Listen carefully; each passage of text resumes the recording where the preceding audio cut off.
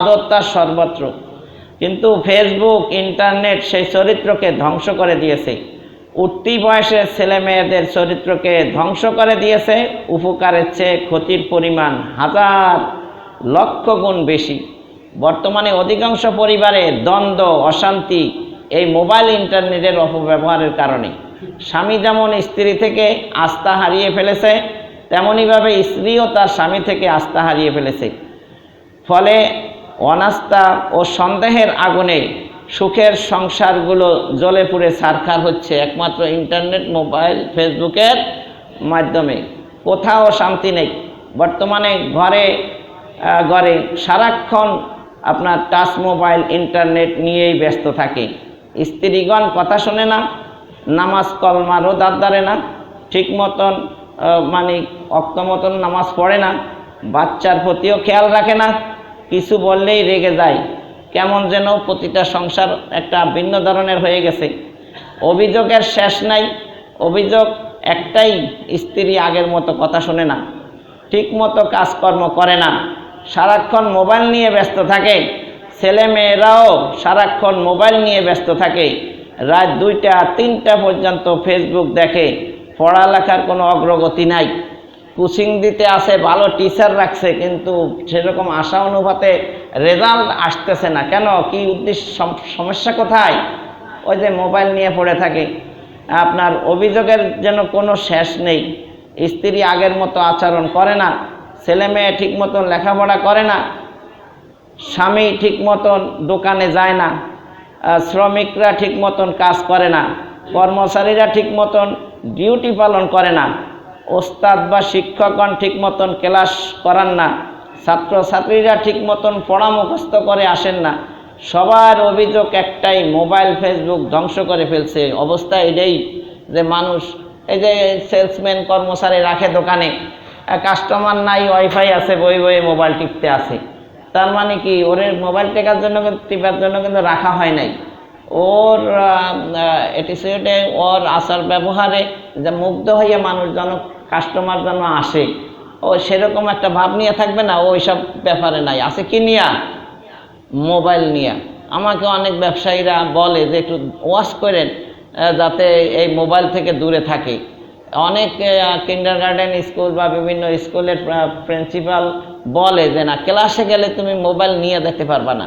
ঠিক মালিকেরা যদি বলে যে না, দোকানে আসবা, ম্যানেজারের কাছে মোবাইল জমা দিয়ে দিবা, আবার ম্যানেজারেরটাও যদি চালায় তাতে সমস্যা, শস্যায় বুধ, তাহলে তো সমস্যা আছে। আচ্ছা যাক, তাহলে এ কারণে প্রায় প্রতিটি পরিবার, প্রতিটি অঙ্গনেই আজ অশান্তি ফেসবুক ইন্টারনেটের কারণে।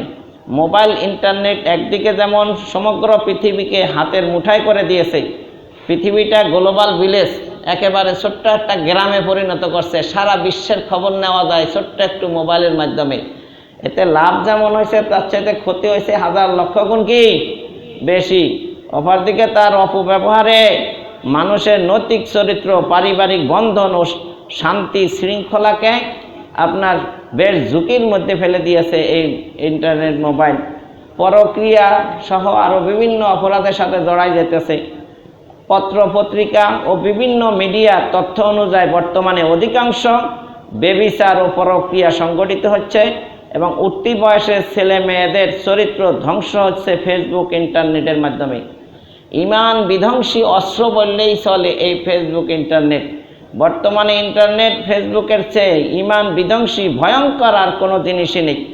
মিনিটে মিনিটে বেবিচারের অ্যাড, নর্তকীদের অশ্লীল ছবি, পরক্রিয়া, প্রেম, এগুলা শর্ট ভিডিও আপনার ছাড়তেছে। মানুষ এগুলা দেখে দেখে কুকর্মের দিকে আগ্রহী হতেছে।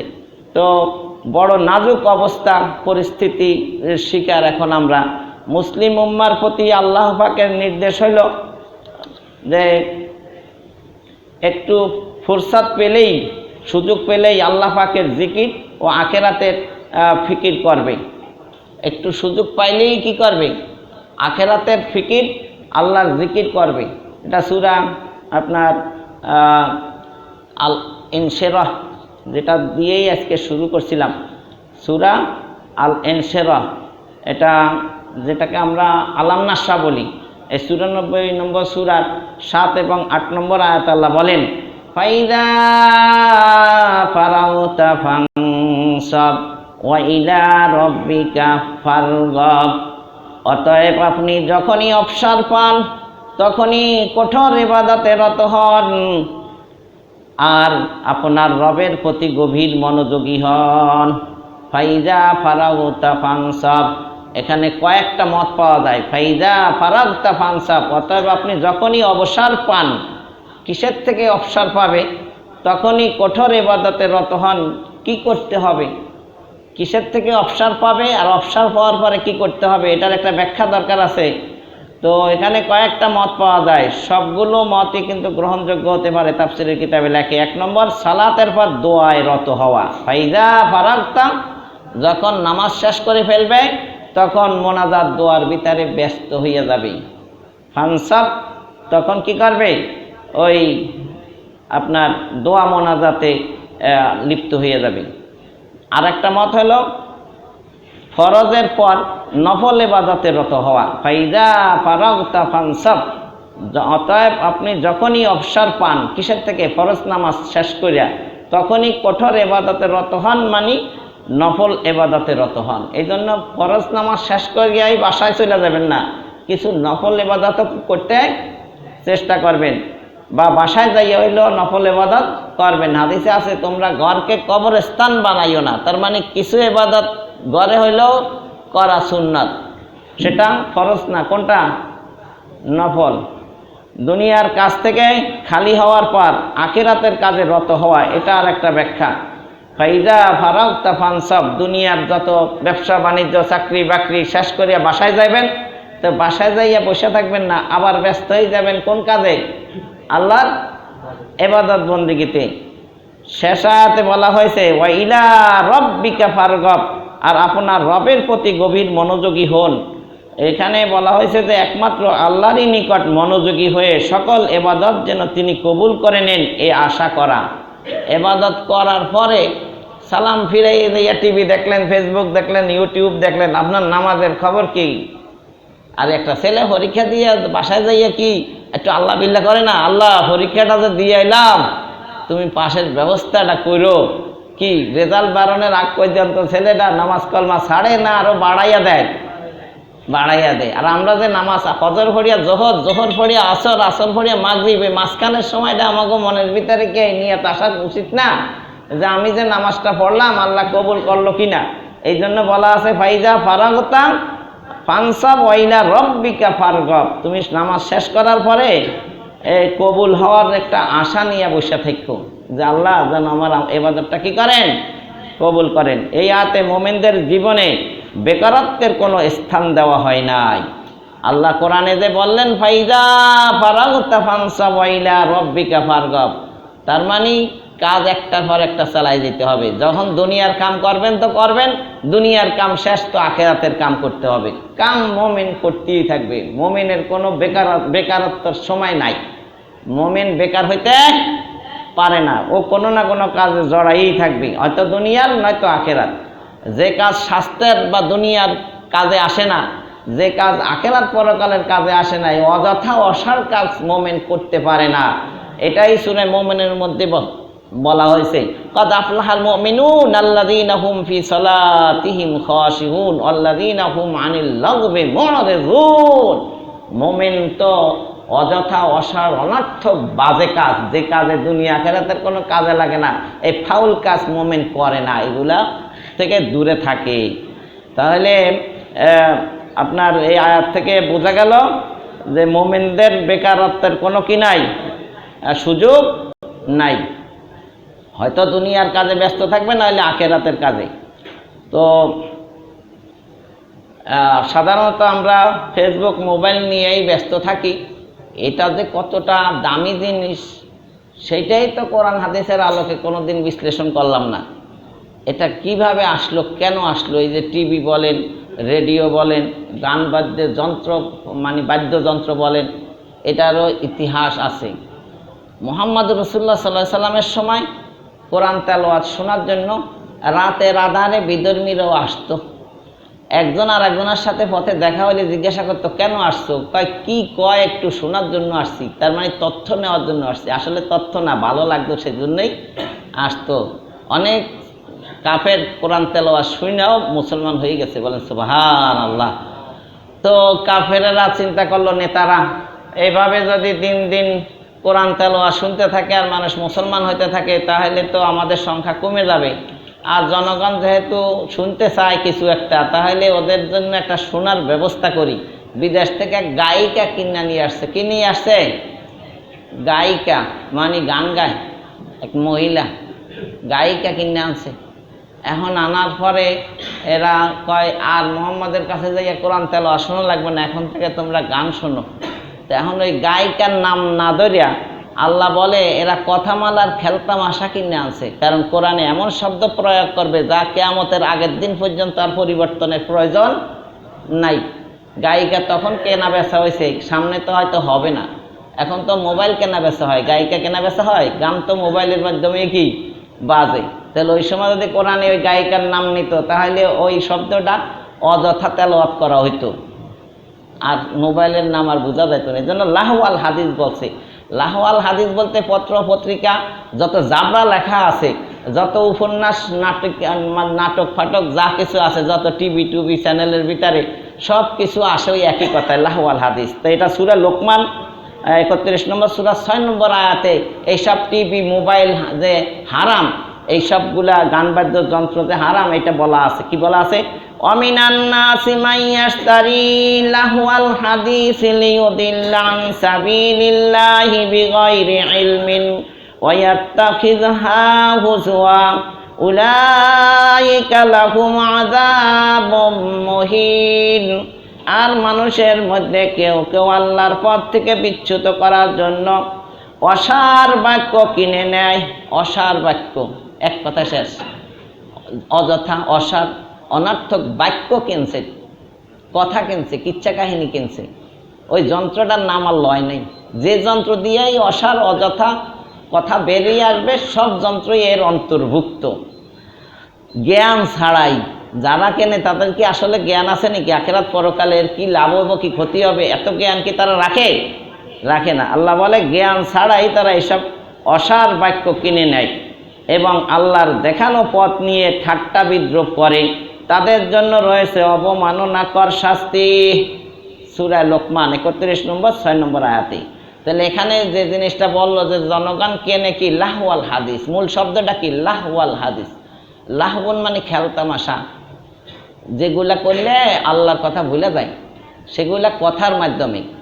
হাদিস মানে তো কথা, লাহওয়াল হাদিস কিচ্ছা কাহিনী, এগুলা আর কি। তাহলে লাহওয়াল হাদিসের অর্থ আমার মতে করলে হবে না। সাহাবায়ে কেরাম তাফসিরের কিতাবে কিভাবে লেখছে? 1 নম্বরে এই লাহওয়াল হাদিসের ব্যাখ্যা লেখছে, গান বাদ্যযন্ত্র ও অনর্থক কিচ্ছা কাহিনী সহ যেসব বস্তু মানুষকে আল্লাহর ইবাদত ও স্মরণ থেকে গাফেল করে, সেগুলোই হলো লাহওয়াল হাদিস। যা আল্লাহর ইবাদত থেকে গাফেল করে দেয়, যা মানুষকে আল্লাহর থেকে গাফেল করে দেয়, যার কোনো উল্লেখযোগ্য উপকারিতা নেই, যাতে কোনো দ্বীনি বা পার্থিব উপকারিতা নেই, সেগুলো অবশ্যই নিন্দনীয় ও মাকরু, নিষিদ্ধ, কেবল সময় ক্ষেপণ অথবা মনোরঞ্জনের জন্য করা হয়। মোবাইলে যা কিছু দেখেন, এগুলা কি স্বাস্থ্যের জন্য দুনিয়ার কোনো কাজে লাগে? আখিরাতের কাজে লাগে না। মনোরঞ্জন, মনের ফুর্তি, এনজয় করেন মাত্র, সময় ক্ষেপণ, সময় চলে যেতে আছে। ইবাদত করার জন্য আল্লাহ যে সময় দিছে, ওই ইবাদত না করিয়া সময়টা ফেসবুকের ভিতরে লস করতেছি। সাহাবায়ে কেরাম সহ তাবিন, তাবে তাবিন, এরা সময়ের গুরুত্ব দিছে, আর আমরা অযথা সময়টারে কি করে দিতেছি? সময় ও নদীর স্রোত কারোর জন্য অপেক্ষা করে না।